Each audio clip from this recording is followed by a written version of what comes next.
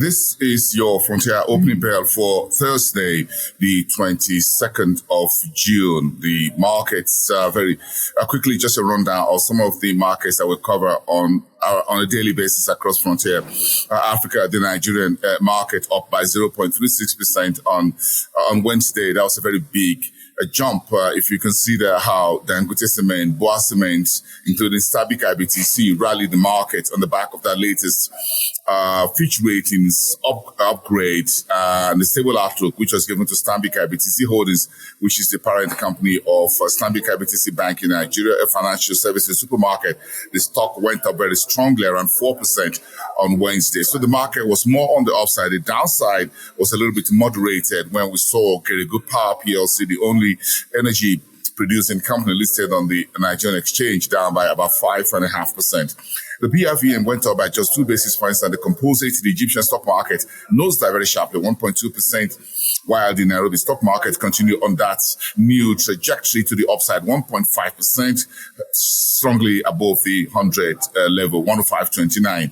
The GSE fell 1.48%, just as we see comments from South Africa about the fact that the country would have to raise interest rates in the very near future. South Africa's inflation came in a little bit tepid on Wednesday. Let's keep those numbers in mind. Cross over to where the big stories are happening east of the continent. We're here in Kigali, Rwanda, where the Inclusive FinTech Summit 2023 for the 3 days is wrapping up. So, the summit has so far discussed quite a number of issues around financial inclusion on the African continent, getting more youths and women and domestic finance into Africa's fintech community. All that's been part of the conversations. The big story, if you move on to West Africa, has to do with Ghana's GDP numbers coming better than expected in the first quarter. The numbers came in yesterday from the Statistics Office. In the meantime, we spoke about Stanbic IBTC earlier,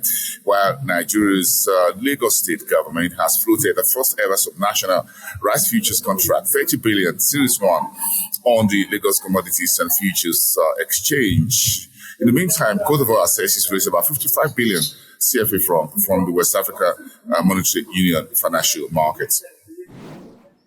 So I'm looking at the Southern African big stories. This news is that South Africa's Reserve Bank will likely raise interest rates again, despite inflation trending slightly lower in the month of May. The numbers coming through on Wednesday as well. The president of Zambia, President Hakainde Hichilema, has asked private sector across Africa to present what he calls specific requests to governments to support the private sector across the energy sector and others, including fintech, and not to just give the government a wish list. Part of his comments here are the International FinTech Summit for this year, holding in Kigali, Rwanda, is Inclusive FinTech Summit, which was put together by the Kigali International Financial Center and Elevandi, Singapore's financial services company. In North Africa, quite a couple of headline news through Thursday with earnings from some of the companies listed on the exchanges on the North African continent. Of course, we've got a whole lot of these covered for you as we head towards the end of the week. I am Bosin Omofaye. This is your Frontier Opening Bell this Thursday. Do have a great day, everyone, and see you soon.